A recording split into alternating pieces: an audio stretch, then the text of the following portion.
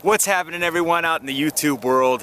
I have a question that I need to address that came in very recently. It's kind of an urgent one for somebody, and it's a question that really got under my skin when I read what's going on. Let me read to you this question from David, okay? I just started my first post-college job in an entry-level network support position. Congratulations on your first job. This is a small ISP that services schools. There are 5 people on the tech team, but only myself and one other person on the network side. Here's the problem. He is a huge information hoard. He tries to tell me you're not going to learn if you don't do stuff yourself. I understand that, but at the same time, he never takes a moment in the day to teach me anything. And when I ask for help, he'll give me crappy 2-minute explanations. I feel like I can't hang on any longer. Should I just let go? Thank you in advance. David, that is an excellent question and concern, okay? And I have actually mentioned the word information hoarder in previous videos, but I never really got into the details about what an information hoarder is and how to deal with these types of people. So let's kind of touch on that today, all right? So let me just start by saying that, or telling you exactly what I mean by an information hoarder, or what other people mean by it, okay, if you haven't heard it before. These are the type of people that work in IT that have a big problem, or many problems, okay? They think, number one, that they know everything. Number two, that they don't need to help you, okay? And they don't share information easily with their teammates, okay? They hoard all the information for themselves. They don't want to help anybody. They don't want to, let people know what they know. They don't want to share their wisdom. They basically are selfish individuals. Okay, that's what an information hoarder is. And I can tell you that, in my opinion, the number one reason that people act like this is because they feel like their job will be threatened if they help their subordinates with their work. You understand what I mean? They feel like in their head, they won't say this, okay? But in their brain, they're thinking, if I help these people, they may end up taking my job. And that is a huge sign of weakness. Extremely huge weakness on their part. And if you're an information hoarder, you need to listen up, okay? You need to change that mindset, because even if you do know your stuff, you will not be successful. You will eventually crumble, okay? Because we live in a world where people can see right through you. We live in a world where people need help, okay? We live in a world where, especially in IT, where it takes a team to get things done, okay? This is not a single man job in most cases, unless you work for a very small organization, all right? So it really irks me when I hear these kind of stories, and I get so mad, because there are people out there like this, and truthfully, they don't deserve to be in a team atmosphere.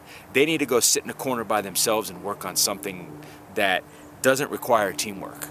And most of the time, you're not going to find that in the information technology field, because we all have a mission to complete, okay? So let's talk a little bit about how to handle these types of folks. In your situation, David, it's tough, because it's just you and him, right? You have nobody else to really go to. And so what you'll need to do, you'll need to try your absolute best to show him that you are doing your due diligence before you go and ask a question. And what I mean by that is that you do the research before you go. Make sure that when you go to him, he can't say, well, did you look it up already? Or, you know, did you try this? Did you try that? Have that all check marked, done, so that when you go to him with a question, you could say, look, man, I'm stuck. I need help. I've done this, this, this, and this, and I need to know just a little bit of information to take me to that next step, or to get me over this challenge that I'm faced with right now. Okay? It's just like being on a sports team. That's why we have coaches. Okay? It's no different in any other field. Everybody needs to be coached at some point, and you need to be coachable, meaning you need to be able to accept coaching on your part. Okay? And that's partly the problem with Hoarders, is they don't understand that concept. So David, you're going to have to warm up to him as best as you can. Try to do whatever you can on your own without him. There's probably things you're going to have to ask him that you can't look up because it's proprietary information to the work environment, and he's going to have no choice but to give you that kind of information. So you need to be able to explain to him, say, hey, look, I can't find this information on the internet, or I can't find it in this documentation. Can you point me somewhere? Do you have this written down? You know, I'm here to help you do your job, whether you think so or not. That's why there's two of us on this team, okay? And so you kind of have to play a little bit of reverse psychology on that part. So give that a shot. If that doesn't work over a month's period and he's still being a douchebag, then you're probably just going to have to either suck it up or move on to another job, okay? And it's probably the reason that you actually got that position is because the person that was previously there couldn't deal with his shit. And so they left, right? So now it's time for somebody to step up, and what I mean is step up to him and show him that, look, you don't run this ship, whether you think so or not. We need to work as a team on this. And that's pretty much it. Now, if you deal with an information hoarder in a bigger environment, so you've got a bunch of teammates, it's a lot easier because in most cases you can just ignore them and work with the other people. So that's a lot easier to play with. But again, even if you are in a situation where there's a large group of people that you work with and there's an information hoarder that is your last resort and you have to go to that person, do the same thing. You got to play the same psychology games with them.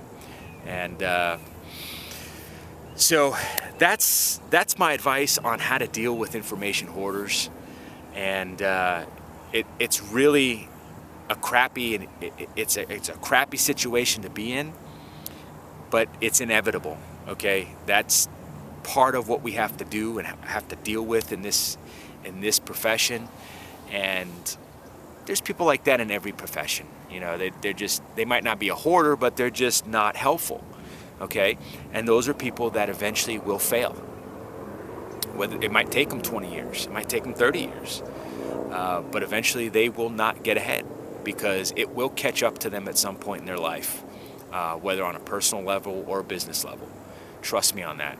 So a lesson to all of you out there that are new to this profession: you need to be, number one, you need to be coachable, which means you accept help and you are not afraid to ask for it.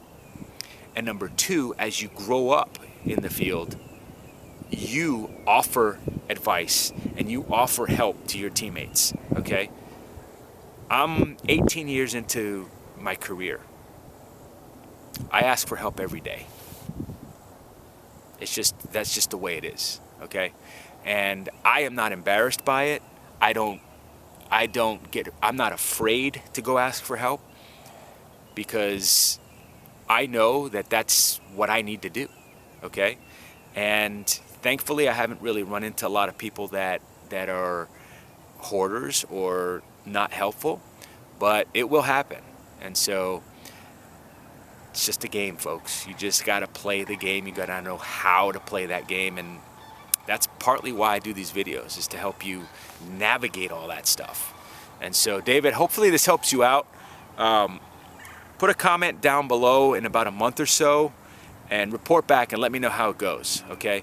If anyone else out there is watching this video that has dealt with this kind of situation, I would love to hear your experience, or I would love to hear any other suggestions that you might have to deal with this type of stuff. Again, I'm open to anything. I don't know it all. So put a comment down below, you know, and let's get a dialogue going. And you can even hop over to the Facebook group if you haven't joined that yet, and we could talk about stuff as well. So again, thank you everyone that continues to watch these videos. I just can't tell you how grateful I am. And if this is your first time here, welcome. And if you haven't got a hold of my resource guide, go ahead and do that. You can click on the link below and get a copy of that to help you out. And hopefully you're doing great. Talk to you on the next video. See ya.